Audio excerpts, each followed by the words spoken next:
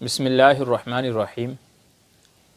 آج کا مسئلہ یہ ہے جو بعض احباب نے پوچھا ہے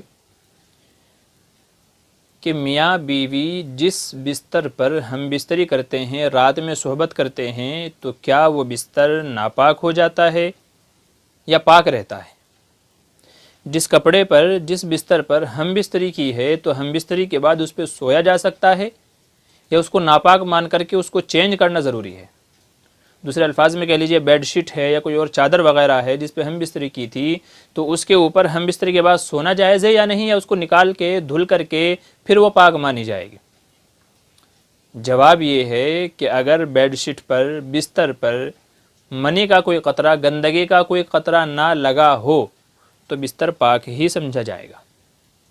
تو جب تک کہ بستر پر کوئی ناپاکی، کوئی نجاست، کوئی گندگی نہ لگی ہو تب تک کہ وہ پاک ہی شمار ہی ہوگا۔ نہ بیڈ شیٹ بدلنے کی ضرورت ہے، نہ اس کو دھلنے کی ضرورت ہے، بلکہ ہم بستری کے بعد اس کے اوپر سویا جا سکتا ہے، کوئی مضائقہ نہیں ہے۔ نماز پڑھنے کی نوبت آ جائے تو اس کپڑے پر نماز بھی پڑھی جا سکتی ہے، چونکہ وہ کپڑا پاک ہے۔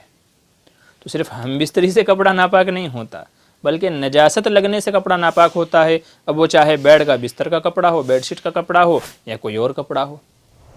نارمل کپڑے کے پہننے کا ان کا بھی یہی مسئلہ ہے کہ اگر ہم بستری کے وقت کپڑے اتار دیے، پھر ہم بستری کی، اس کے بعد میں دھل کر کے یا نہا کر کے پھر دوبارہ وہی کپڑے پہننا چاہے تو وہ پاک ہیں، چونکہ جب تک ان پر ناپاکی نہیں لگی ہے تو وہ پاک کہلائیں گے۔ تو اس لیے اس سلسلے میں کسی کشمکش کا شکار نہ ہوں، کنفیوژن نہ ہوں۔ یہ آسان سا مسئلہ ہے، سمجھ لیجئے کہ جب تک کہ کسی بھی کپڑے پر ناپاکی کے لگنے کا یقین نہ ہو تب تک کہ وہ چیز ناپاک نہیں کہلائے گی، اس کو پاک ہی شمار کیا جائے گا۔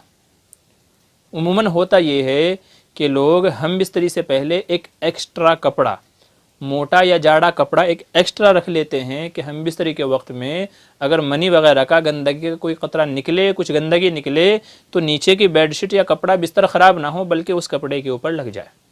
عموماً لوگ ایسا ہی کرتے ہیں، ایک الگ سے کپڑا بچھاتے ہیں، تو وہ جو کپڑا ہے جس پہ لگا ہے وہ تو ناپاک کہلائے گا، لیکن نیچے کی بیڈ شیٹ پہ، بستر پہ اگر کچھ نہیں لگا ہے تو وہ پاک ہی کہلائے گا۔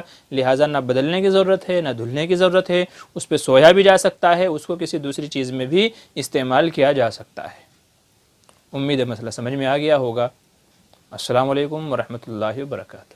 حدیث مرسلہ ہو جا، خدا کا ترجمہ ہو جا۔